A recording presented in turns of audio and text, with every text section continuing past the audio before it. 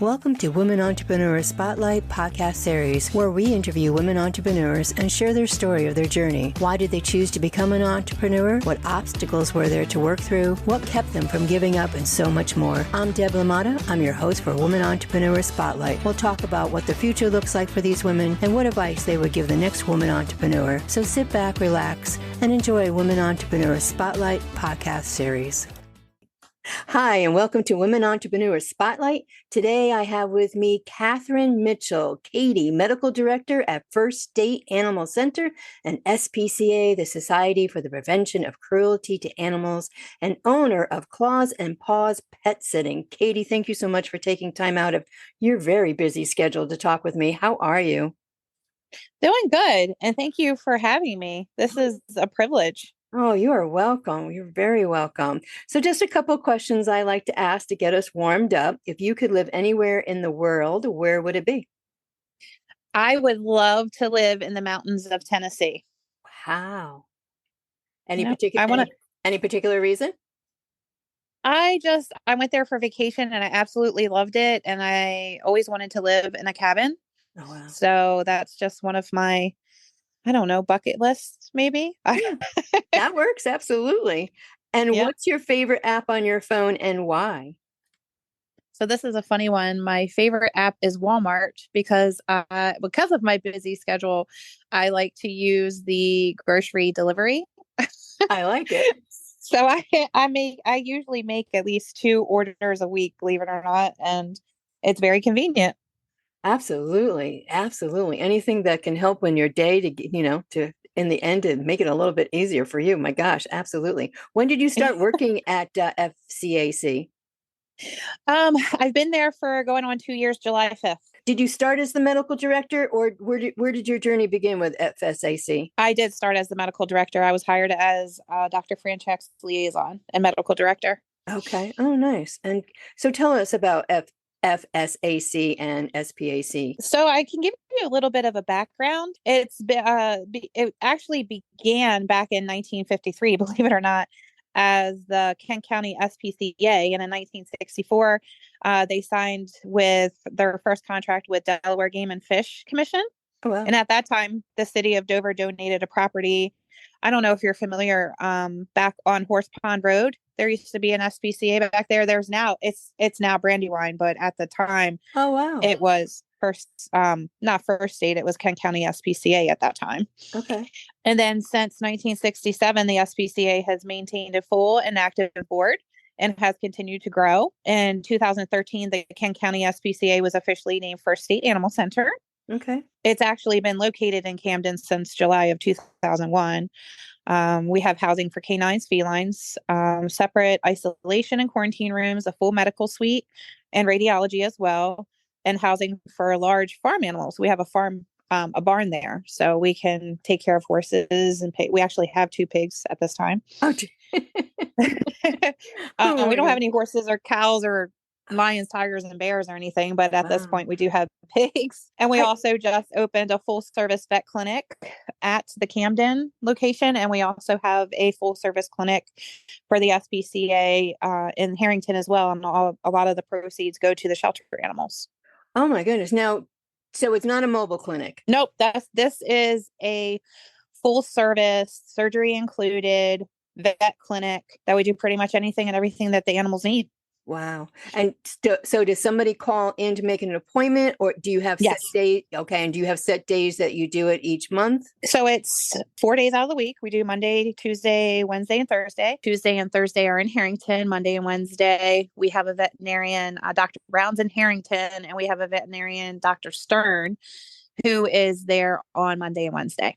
Oh my goodness. Well, I didn't realize how much went on FSAC because all I think of is when I go by is, cats, dogs, and maybe a few other animals that come there. Pretty amazing. We actually have boarding back in our bed in the back of our property, boarding and doggy daycare. And we also did just open a thrift store as well. And all the proceeds from the thrift store go to the shelter animals. That is great. I have been in that store, and it has a little bit of everything. It is well laid out. It's very well organized. It is very well maintained. Your staff there they're always friendly. Ask, they say hello when you walk in, ask if you need any help. Great. Yeah, absolutely. So who came up with that idea? That was our director, John Piranha. Wow. He's amazing. Thrift store was just like maybe he had talked about it a little bit, and we were like, yeah, that's not a bad idea. That probably would work really well. And then all of a sudden we had a building, and here's the thrift store. Yeah, and it is in a great spot over by Walmart, and where the Aldi's is. That parking lot is always busy. It's always an overflow. If you go to Walmart, you got to go to the Dollar Tree store and pick up, your Chinese dinner and get your nails done. It's all a one-stop shop. That's right. And you can head down to the thrift store. Oh my gosh, that is awesome. So are the donations dropped where? In the back of the store. In the back of the store. Are there set days, times? I know some places only accept them on certain days. I believe that they're taking donations at least Monday through Saturday during the hours of open, that they're open. Oh, nice. That's great. And all the proceeds going back to FSAC is awesome. That is so great. Let me ask you this question. How do you balance all that you do, your family life, getting married life, teenage life? So the biggest thing with that is a support system. I'm very fortunate to have an amazing fiance that helps me in any way that he can. Mm-hmm. And my mom and dad are also right down the road, and they help me a lot with my daughter and her busy life with softball and riding horses. So they help me with pickup and drop offs.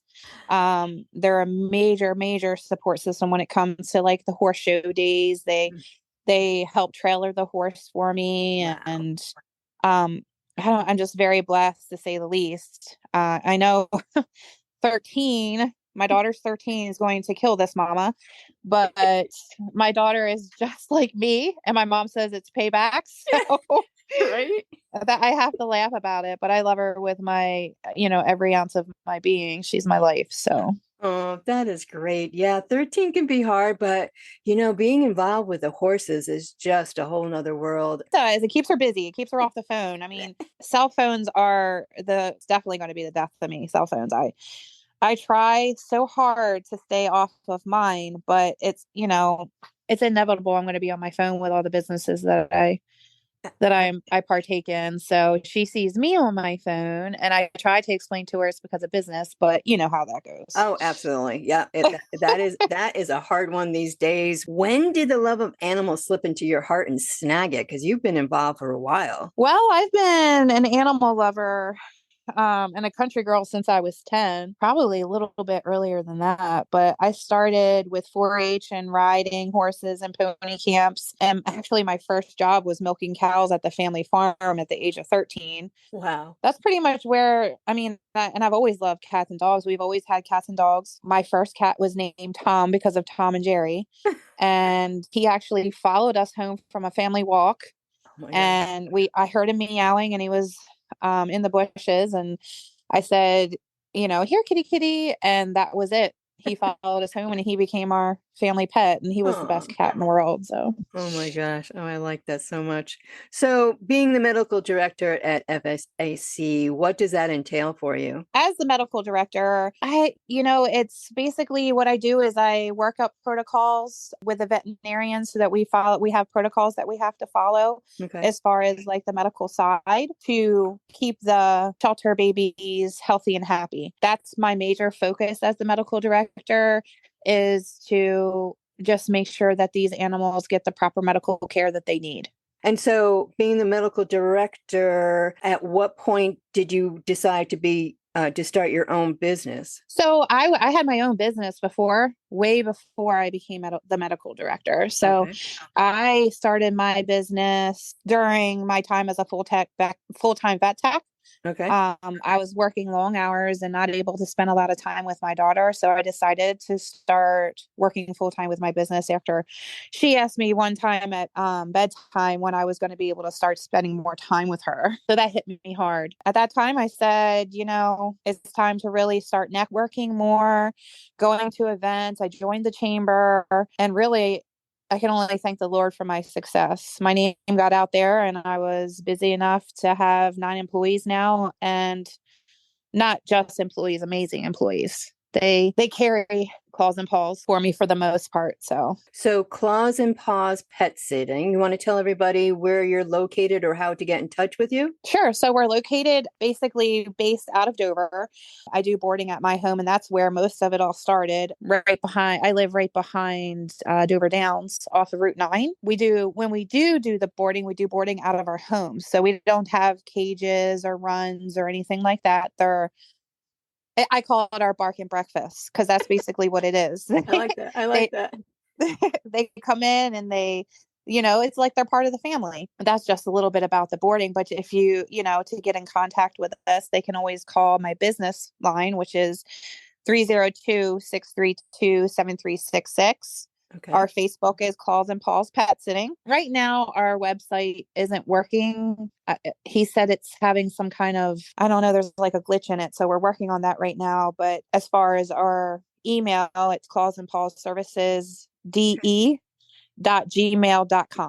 Okay. And can they make the appointment right from Facebook, or was that something that will be available on the website, or do you always make a phone contact first before booking anything? Phone contact is the best way for us. Either call, leave a message. You can always feel free to text message. My assistant, Julie, handles all of that for me, and she will get back to them within that day that they leave a message or a text message. And do you do any pet sitting at your client's home, or is it always done at your home or one of your employees' home? So we do drop-in visits. So we do drop in at the client's homes. We do boarding, like I said, at our bark and breakfast. I have 2 other employees that do boarding as well as myself. We do overnight stays in the client's home. I have employees that will stay the night with the animals, and we do daily walks as well as nail trim. Did you have hurdles that you had to work through when you were first beginning and thinking about starting your business? Well, I always say everyone has growing pains. I definitely did have some of those. With me, it was learning to say no. Okay. I wanted to be able to be there for everyone at all times. I still struggle with that, but my assistant, as I was speaking of Julie, and my employees help me with that big time now. I still don't say no.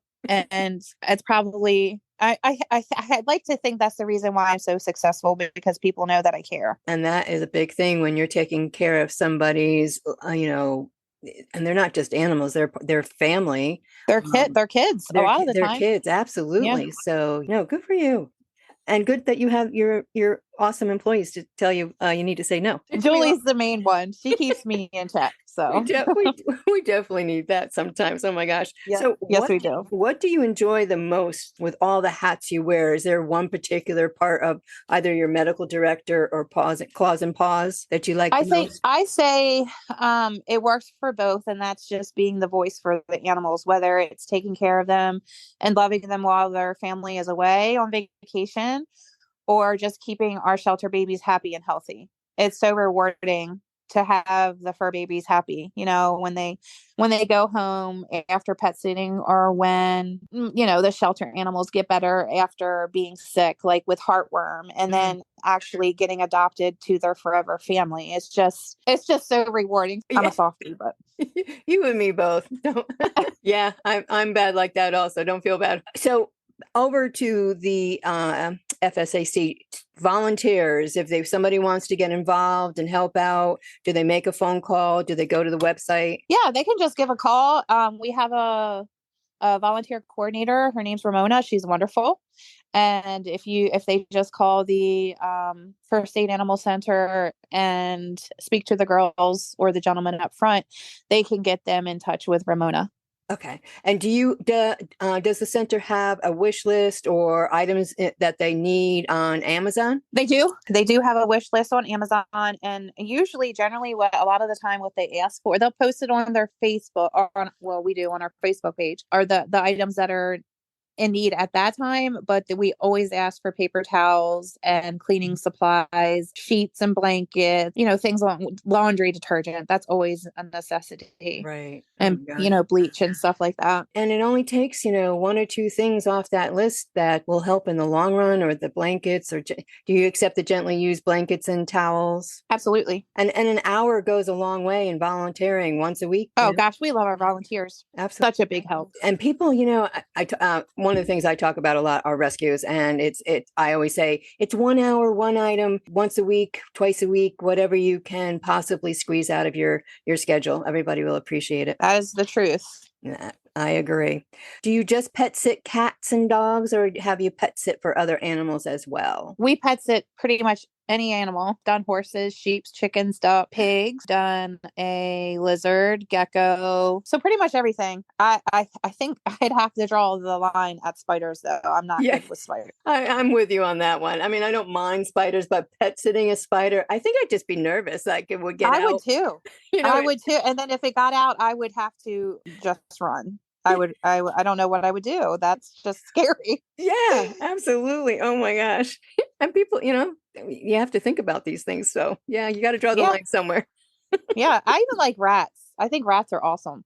Yeah, they're interesting. They are. They're very loving. That's what I've heard. I've heard they're very intelligent, very loving. Yeah. I have my kids are all grown now, but they had the hamsters and gerbils and what have you, but we never had a rat. I don't know. I don't know if I would go the rat route, but I've heard that they're very good pets. Yep. So was there a lot involved when you were setting up your pet sitting service? Is there, goes without saying, insurance for everything, but all the other paperwork, a business plan, I don't know what else would be involved. I started my business at a pretty young age, so I didn't have a business plan at the time. I would recommend definitely having one now if you're an entrepreneur starting a business. I had lots of people that, as I said, with my support system that I talked to and helped along the way. I mean, we had to get licensed and insured. I have an LLC. I also got a hybrid car to help with mileage and gas because a lot of traveling is involved with pet sitting. Oh, yeah. And basically, that's all I can say at this point because I was thinking about starting a doggy daycare and before I started with the SPCA, and we definitely had a business plan for that. So okay. It's important to have a business plan. The other women that I've spoken with, if they didn't start with a business plan, they did start a business plan, not too soon after they started. Right. They all said it's always good for so many different reasons, especially if you're going for a business loan. That's the first thing you want to be working on. Absolutely. Yep. Yeah. At this point, it's not necessary because I will in the future for sure. Because I'm thinking about opening a facility on my property possibly. Oh, good. So a business plan will definitely have to be done at that point if a loan is necessary. So absolutely. I can understand that 100%. Right. Yeah, absolutely. What has been the highlight of starting your own business? I think the highlight is watching my business continue to grow and be successful after all of these years. I love helping the community with their pet sitting needs and medical needs. So it's just, I think that's probably the biggest highlight really, because, I started from the bottom and I did it all on my own, which is absolutely, which is amazing. Absolutely. I've mentioned my support system many times and I've had lots of help. But as far as running the business until recently with my assistant and my employees, it was built from the ground up. And you were working this business through COVID, correct? I started the vaccine clinic with Dr. Franczek during COVID. My business, it was working. I was doing really good with it. And then COVID hit. And if you think about it, pet sitting basically is not needed when people aren't traveling or working or needing their dogs walked and everybody was working from home. So I was like, what in the world am I going to do to keep the food on my daughter's table? Right. And I went and talked to Dr. Franczek and she said, well, we've been talking about doing this mobile vaccine clinic. Why don't we just get it up and running? And sure enough, that's what we did. And that's what kept the food on my daughter's table because we were so busy during COVID. We were out in the height of COVID, vaccinating animals, keeping animals, up to date with their vaccines, especially rabies. And we were helping the elderly because obviously they couldn't get out. We were helping people with multiple pets that couldn't get appointments. it was another very rewarding situation that we were, able to help the community, but also help keep food on my daughter's table. That's right. No, it kept you going. And Yes, it did. It right? really did. I had done an interview with the owner of Westside Restaurant Medulla in Milford. And one of the things that she had said during COVID, when the first everything shut down, and she said what really, like you just said, what helped her get through COVID was to help herself and not wait for somebody else to, come rescue her when she had to shut Absolutely. right. And when she had to shut that front door, she started making pancakes for everybody. And it was exactly right. So for you to then turn around and say, okay, what can I do? I need to do something to keep yourself going. So kudos to you. Well, as an entrepreneur, I think everybody can attest to the fact that you have to have that mentality of, what do I start now? What do I do now? Where can I go from here? You just have to keep that positive attitude. And I'm very blessed to have Dr. Franczek in my life. And she, she said, absolutely. She's retired, she's a retired large animal vet. She didn't have to do that, but she wanted to help the community with me and help me as well. And it was just still to this day doing the mobile vaccine clinics. So it's awesome. That is just great. Did you have a mentor in the beginning with everything? Do you still have a mentor? Dr. Franczek. I have to meet her. Yes, you do. She's amazing. Her name's Ruthie, and she's always been there for me. I started working with her 2 years before I graduated from college. I graduated from college in 2003. And I was her large animal vet tech for probably close to 10 years. Wow. And then I hurt my back. I had to stop, wrestling cows and rolling cows for abdominal surgeries and wrestling fractious horses. So then that's when I got into small animal. And again, it's just, it evolves. Every time you've turned around and something's tried to keep you down, you've turned it around and you've evolved it into something else. Absolutely. I've been blessed for sure. Absolutely. And that's part of the entrepreneurship. That is that mentality. It's like, what's next? What can I, turn around and do something with, something that's tried to keep me down? What has been one of the most valuable lessons you have learned from running your own business? That family time is very important. You always have to remember to make time for your family. And what advice would you give to another woman entrepreneur just starting their own business? Never to look back. Keep reaching for the stars. There's always lots of bumps in the road, but stay humble and hustle hard. And I like to live by the quote, live like most people won't, so that you can spend the rest of your life like most people can't.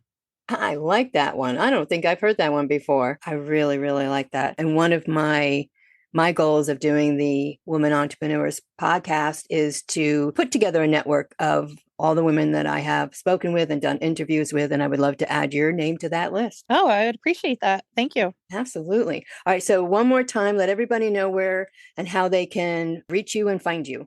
You can reach me at 302-632-7366. That's our Claws and Paws pet sitting line, or Facebook. Our Facebook is Claws and Paws Pet Sitting. You can always send messages there. And our email is clawsandpawsservicesde.gmail.com. Thank you so much. I also want to thank Elaine for reaching out to me. I had did an interview with Elaine and Donna with Mavis, the FIP warrior.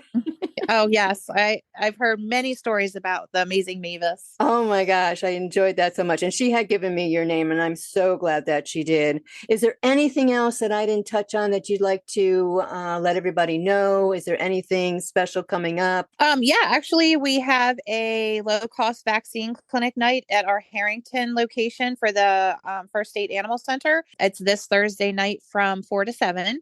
That's the most recent event that's coming up. And again, so they can find when the clinics are going to be on Facebook? On Facebook, on our Facebook page.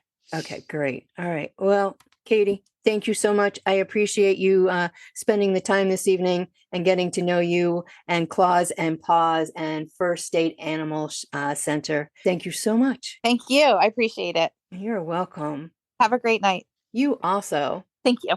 Thank you for listening to the Women Entrepreneur Spotlight podcast series. You can listen to the podcast on www.womanentrepreneurspotlight.buzzsprout.com or wherever you listen to your podcast. You can find us on Facebook at Woman Entrepreneur Spotlight, and you can email us at womanentrepreneurspotlight@gmail.com.